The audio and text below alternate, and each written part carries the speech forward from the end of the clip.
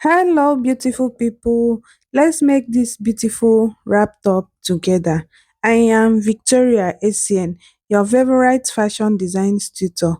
So, this is the fabric I'll be using for this tutorial, and here is the measurements we need for this tutorial. This paper is folded into two. So, this is my center front. All my measurement is going to start from here. I'll first of all take my shoulder measurement divided by 2. And then at that point, I'm going to mark 1 inch for shoulder slope. And then I'll mark my neck width, which is 3 inches. And I'll connect the neck width to the shoulder slope.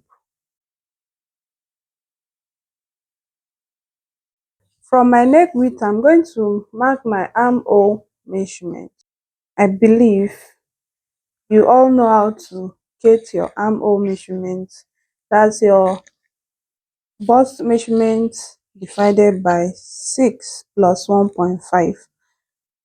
I'm going to draw a straight line from the shoulder slope to where my armhole measurement stops. And I'm going to look for the midpoint of my armhole measurement.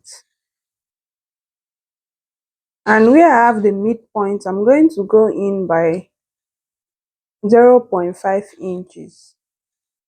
Then I'm going to draw my armhole curve from there. Before drawing my armhole curve, I'll go ahead and enter my bust measurement divided by 4. Then I'm going to curve to that my bust measurement. So that is my armhole. Then I'm going to come here and then mark my waist point. My waist point is 17 inches, so I'm going to take 17 inches.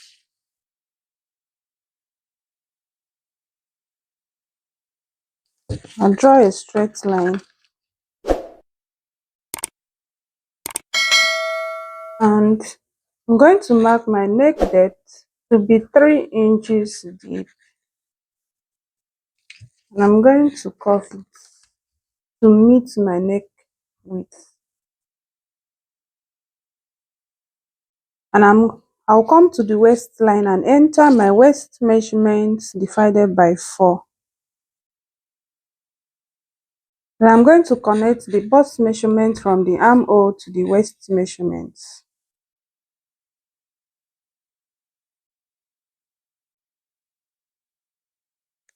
And that's just the basic bodies. You can see what we have here. So I'm going to cut this out before creating the wrapping effect.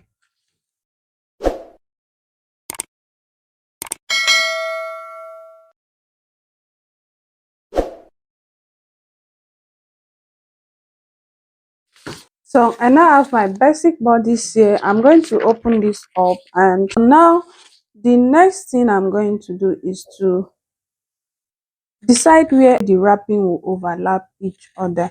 And I already marked 3 inches from the for the neck deep before. So we're going to alter the basic neck deep to the overlap neck deep. And then so I'm going to minus 3 inches and also mark where I want my wrapping to start from. I would like it to go down a little bit to my cleavage. So I'm going to use 8 inches, or let me say I'll use 7 inches for this. I don't want it to be too deep. So 7 inches is okay. So that's where I want the top to overlap. And so after marking the where I want the wrapping to overlap, I'll come to the side and go up by 1 inch. So at this point, you can also decide where you want the overlapping to stop. Some people just want it to be a little bit between their bust. Some want it to just overlap to their bust band, while some want it to overlap all the way to the side, and that's what I'm doing here. It's going to overlap all the way to the side. Then I'm going to curve it from my neckline. I'm going to draw the line to the neck deep I marked here, and then down to the side where I go up by 1 inch. And I'm going to use a curve for this, because if you use a straight line, sometimes it's overlap, and it will be crossing on your neck. Like, it, you not really have that space on your neckline. It will just like clinch to your neck. So using a curve help it to like stay well and bring out a kind of v neck when putting it on. So now you can see this is the marking, and this is where the overlapping is going to start from. So I'm just going to curve it from the neckline, following the neck width I mark already. I'm going to curve it down.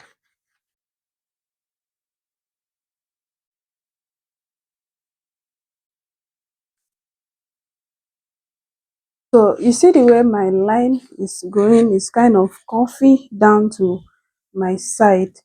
You can see that it came out very well. So that this is what your overlap pattern should look like after making it. So I'm going to cut this out, and then we're going to make the back pattern. The back pattern is just a basic bodice pattern. The most important part is just this overlap, the front part. After I finish with the back pattern, cut it out, I'll place both the front pattern and the back pattern on my fabric, cut it out, and we proceed to sewing. So this is my back pattern. I did not know that my video have stopped recording when I was making the back pattern. So it's basically the a basic bodice pattern without that. The reason why I don't add that is because I'm using a stretchy fabric, and then there is no zipper allowance as well. This is because my fabric is a stretchy fabric, as I said before. But if you are using Ankara for this style, please add your dart, your back dart is very important, and also add the zipper allowance, add zip to your own. But my own, I'm not going to be adding any of those because my fabric is very stretchy. So it's just going to be fitted on the body, it's going to work on the body. And here is the back pattern after cutting it out. You can see it's just like the basic bodice pattern, and I'm bringing in my front pattern now. Then I'm going to bring in my fabric and place the two pattern on the fabric and cut it out. I'm done cutting out the pattern on my fabric. As you can see, for the front pattern I cut out two pieces. Look at it, it's two, it's double. And then for the back pattern, I cut out one single piece unfold. It unfold because there is no zipper at the back, so it just one single piece unfold. Okay, so this is the two pieces of the front pattern. You can see what it looks like when I place it on each other and it overlap. You can see the neckline, it came out very beautiful. So now let's proceed to sewing. So first of all, I'm going to turn the facing for the back pieces. I already cut out the facing, as you can see.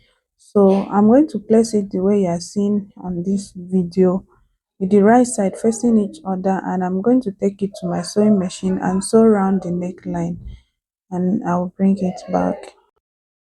So I'm done turning the facing on the back pattern, and here it is. So now I'll just go ahead and clip around the neckline before turning the facing to the back side. So as for the front piece, I will go ahead and fold in the rough edge from the side I cut through, the overlapping side, the way you are seeing me doing in this video. I'll fold in half an inch, and I'll stitch it using my sewing machine. If you notice, when I was cutting it from my pattern, I added half an inch to that side. So that's the half an inch I used to fold in the rough edge. So I'm done folding it here, as you can see. So now I'm going to take it to my ironing table and give it a good press. I will also iron the facing for the back pattern and then I'll bring it back. Okay, so the next thing I'm going to do now is to place it to overlap each other the way you are seeing it like this, and I'll take it to my sewing machine and stitch it together at the waist point to join together. I'm done stitching it here.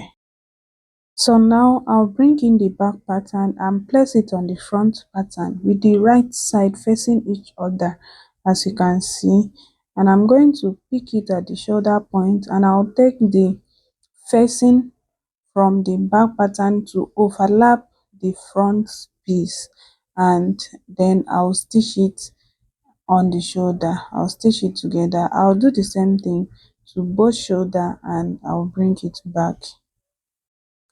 So I'm done joining it at the shoulder. The next thing I'll do is to join it at the side.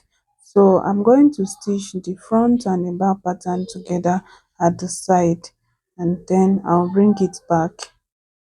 So I'm done joining it together at the side, and on one of the sides I left about 2 inches opening. That will enable me to join my peplum.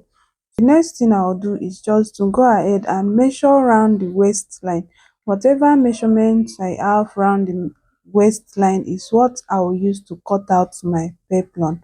So this is it after joining my peplum. It's really beautiful. If you want me to do a video on how I made my peplum, please comment below, and don't forget to like this video, comment and share it to your friends. If you are yet to subscribe to this channel, go ahead and click on the subscribe button. Thank you so much for watching. See you in the next video. Bye.